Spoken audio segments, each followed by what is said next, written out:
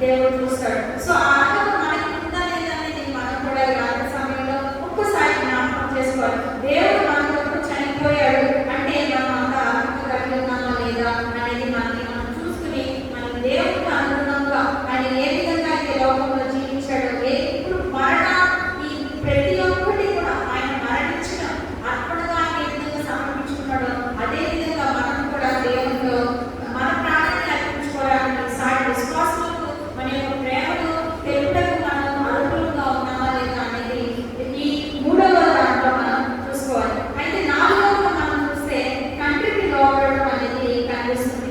మత్తయి సువార్త 26వ అధ్యాయం 39వ వచనం ఒకసారి చూస్తే మత్తయి సువార్త 26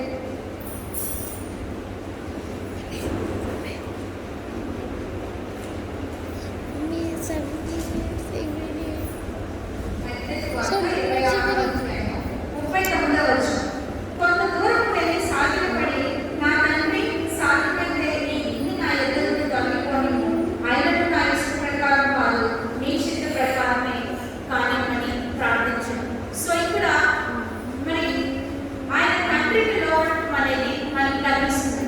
ఇక్కడ ఆయన ఏమంటాడంటే నీ చిత్తమైతే ఈ గిన్నె నా ఎదురు నుండి తొలగించుము అని ఆయన ప్రార్థన చేస్తున్నారు. అంటే ఇక్కడ ఆయన దేవునికి లోబడటం అనేది మనకు కనిపిస్తుంది. యాక్చువల్గా మన జీవితంలో కూడా మనకి ఏదైనా అనారోగ్యం కలిగినా ఏదైనా సమస్యలు కలిగినా మనం వెంటనే దేవుడికి మోకరించి ఏం ప్రార్థన చేస్తామంటే ఈ సమస్యలు నా నుండి మొత్తం పూర్తిగా సంపూర్ణంగా తొలగించేటండి అని అంటారు. ఇంకా మనం అసలు దేవుడి మీద ఇంకా భరించలేని బాధను అనుకున్నప్పుడు నీవైతే నీ చిత్తమైతే నా సమస్యలు తీసేయండి, లేకపోతే నన్ను ఎందుకు చేసుకోదండి చాలా మంది ప్రార్థన చేయడం అనేది మనం చూస్తూనే ఉంటాం. అంటే సమస్యల నుంచి తప్పించుకోవాలి. దేవుడు చెప్పిన దాన్ని లోబడకుండా ఆయనకి ఎదురు తిరిగి ఈ సమస్యల నుంచి మమ్మల్ని తప్పించమని దేవుడి మీద విశ్వాసం లేని విధంగా మనం ప్రార్థన చేస్తాం. కానీ ఇక్కడ మనకి దేవుడు యేసుక్రీస్తు ప్రార్థన చేస్తున్నాడు. ఆయన లోకంలోకి వచ్చింది మరణించడానికి అని ఆయనకు తెలుసు కాబట్టి దాన్ని ఆయన నుంచి తొలగించమని చెప్పట్లేదు.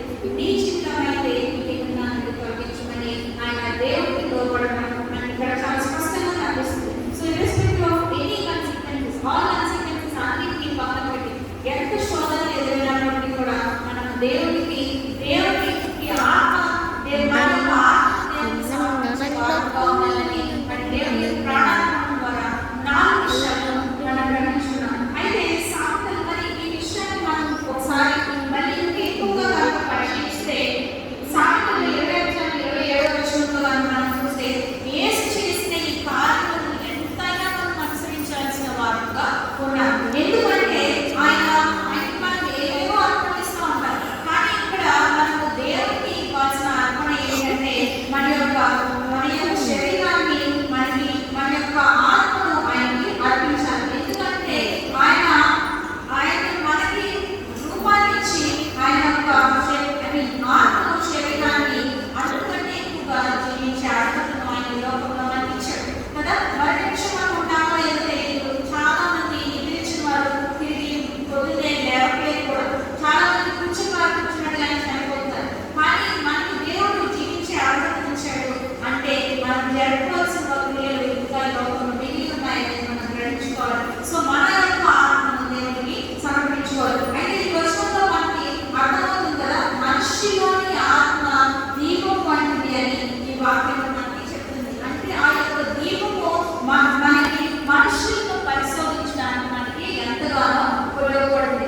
అంతేకాకుండా మనల్ని మనం పరిశోధించుకోవడానికి కూడా మనకి అర్థమవుతుంది. కొన్నిసార్లు సాధారణ చేసిన క్రియలు కూడా మనం ఏమనుకుంటామంటే దేవుడు మనల్ని శిక్షిస్తున్నాడు, మనం ఏదో తప్పు చేసుకుంటాం, లేకపోతే దేవుడు ప్రార్థన చేయలేదేమో, బలహీనపడిపోయామేమో, ఇలా మనం పలు రకాలుగా అనుకుంటాము. అంటే దేవుని యొక్క జ్ఞానం, దేవుని యొక్క చిత్తం మనం ఎరగలేని వారుగా ఉన్నాం. కాబట్టి ఇక్కడ వాక్యం ఏం చెప్తుందంటే మనుషులోని ఆత్మ దేవుడు మనల్ని పరిశోధించడానికే కాకుండా మనల్ని మనం తెలుసుకోవడానికి ఎంతగానో ఉపయోగపడుతుంది. కాబట్టి మనం ఆత్మానుసారంగా మనం జీవించాలని చెప్పి ఇక్కడ వాక్యం చాలా స్పష్టంగా చెప్తుంది.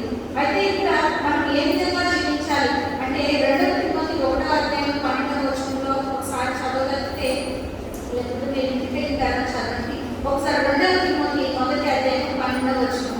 ఇక్కడ పౌలు దేవుని మీద ప్రగాఢమైన విశ్వాసం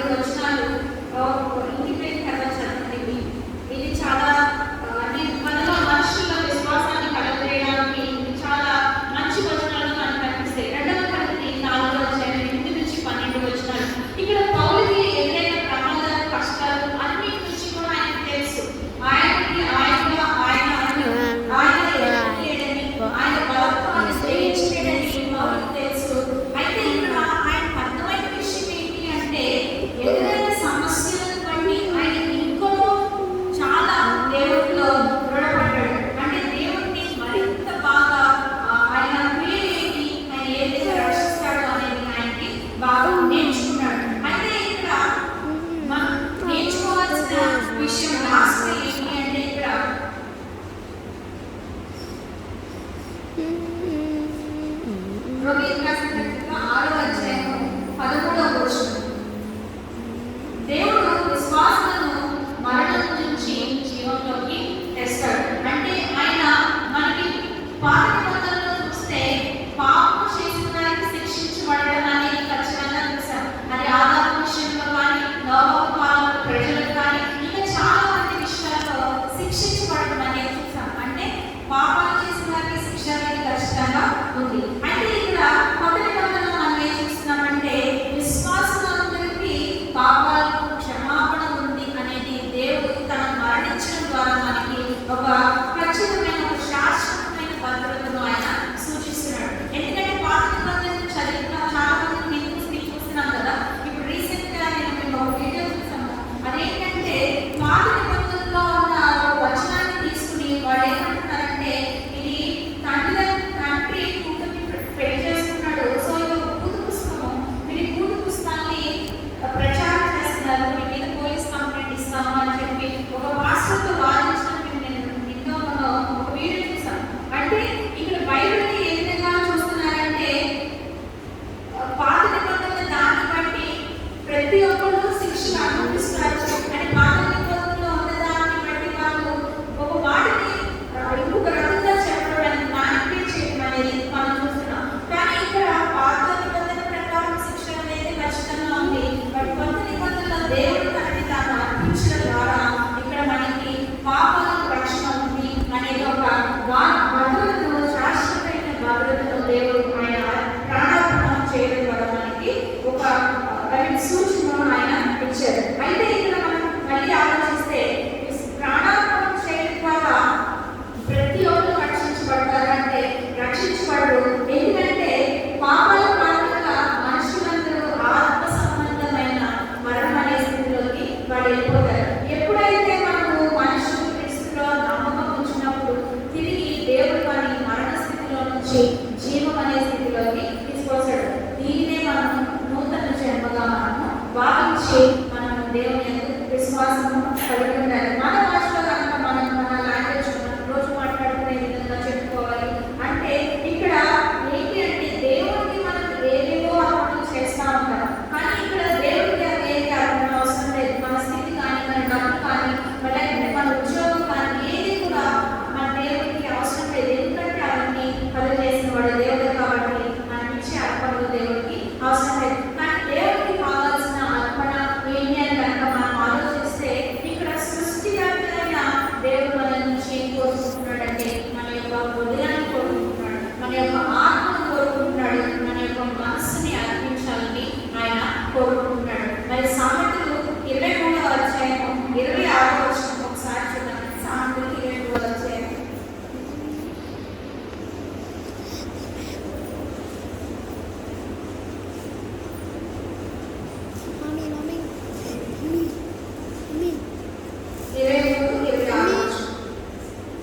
నా కుమారుడా, నీ హృదయము నా నిలువు, నా మార్గములు నీ కన్నులకు ఇంపుగా ఉండనివ్వు. సో దేవుడు ఇక్కడ అనే వాక్యం ఏం చెప్తుందంటే మనకి ఇచ్చే అర్పణ ఏమి ఆయనకి అవసరం లేదు. సో ఆయనకి కావాల్సిన హృదయానుసారంగా ఆయనకి కావాల్సిన అర్పణ నుంచి ఏంటి అంటే మన యొక్క హృదయం ఏంటి అంటే ఆయన తన కుమారు నుంచి కోరుకునేది మన యొక్క ఆత్మను, మన యొక్క మనస్సును, మన యొక్క హృదయాన్ని ఇక్కడ వాక్యం కూడా చెప్తుంది. కాబట్టి ఇక్కడ అర్పించాల్సిన చోట అంటే మనం హృదయాన్ని దేవుడికి అర్పించాల్సిన చోట మనం అర్పించకుండా ఉన్నట్లయితే ఆ హృదయం దేనికి లోబడుతుంది అంటే ఈ లోకానుసారమైన జీవితానికి లోబడిపోతుంది. కాబట్టి వాక్యం చాలా స్పష్టంగా చెప్తుంది దేవుడికి మన అర్పణ ఏమై ఉండాలి అంటే మన హృదయం, లేకపోతే అది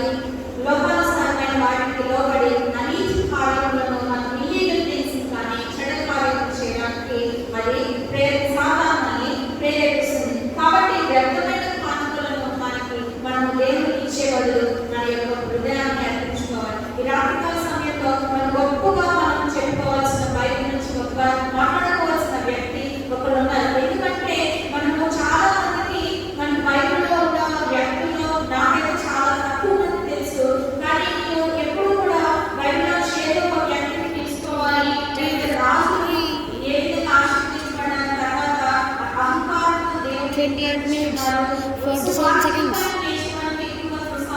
సో అలాగే ఈ రోజు కూడా మన దేవునికి ఈ విధంగా తన ఆత్మను అప్పగించి దేవునిలో దేవుని కృపాశక్తితో కూర్చోబెట్టబడ్డాడు అని చెప్పిన వ్యక్తిలో మనం 19 minutes, 4 seconds, 5 seconds.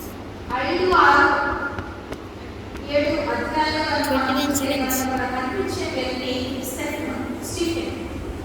29 minutes, 29 minutes, 16 seconds. అయితే ఇది బైబిల్లో ఉన్న కొత్త నిబంధనలో ఉన్న గ్రంథాల్లో అన్నిటికంటే మొట్టమొదటిగా దేవుని కొరకు చనిపోయిన వారు అంటే హతసాక్షిగా ఉన్న వ్యక్తి ఇతను స్టెఫెన్.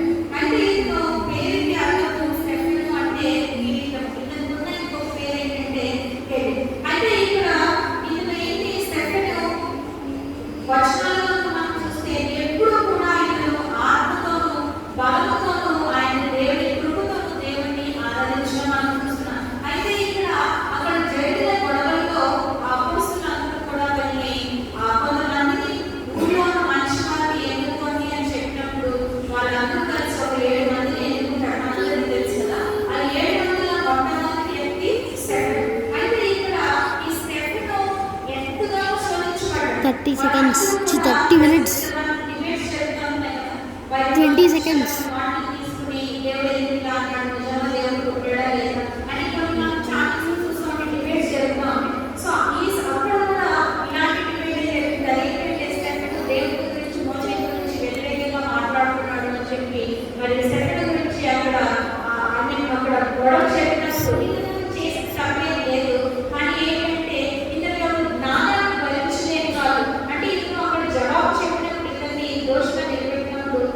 జవాబు చెప్పినప్పుడు అక్కడ ఉన్న వ్యక్తులందరికీ చాలా కోపం కలిగింది. సో కోపం కలగడం ద్వారా మరి ఏం చేశారంటే ఖచ్చితంగా ఏదైనా శిక్షించాలి అని చెప్పి అతన్ని ఊరు బయటకు తీసుకెళ్లి రాళ్ళతో కొట్టడం మనం చూస్తున్నాం. అయితే ఇక్కడ స్టెఫెన్ రాళ్ళతో కొట్టినప్పుడు అతను పాల్గొనడానికి కానీ వాళ్ళని ఎదిరించి తిరగడానికి కానీ ప్రయత్నించలేదు. కానీ ఆయన నిశ్చయంగా అక్కడే మోకరించి ఆయన ఏం ప్రార్థన చేశాడంటే ఆయన నా ఆత్మను చేర్చుకోమని ప్రార్థన చేశాడు. చనిపోయే సమయంలో కూడా ఆయన చేసిన ప్రార్థన ఏంటంటే ఆయన ఆత్మను దేవునికి సమర్పించుకోమని. అక్కడ ఒక ఇలిస్ట్రేషన్ కూడా ఆయనకు ఒక దర్శనం కూడా కనిపిస్తుంది. అదేంటంటే దేవుని పైన ఆయన ప్రార్థన చేస్తున్నప్పుడు అక్కడ ఎక్కువ దేవుని పక్కన యేసుక్రీస్తు మరియు ఇద్దరు కూడా ఆయన శరణు కూడా ఉన్నట్టు అతనికి అక్కడ ఒక దర్శనం కనిపిస్తుంది. సో వెంటనే ఆయన దేవుని మీద విశ్వాసం ఉంచి ప్రార్థన చేసి నా ఆత్మను చేర్చుకోమని ప్రార్థన చేస్తాడు. అయితే ఇతను స్టెఫెన్ మొదటి హతసాక్షిగా కూడా చనిపోయాడు. ఇతను స్టెఫెన్ అక్కడ చేసిన ప్రసంగం కానీ అక్కడ చేసిన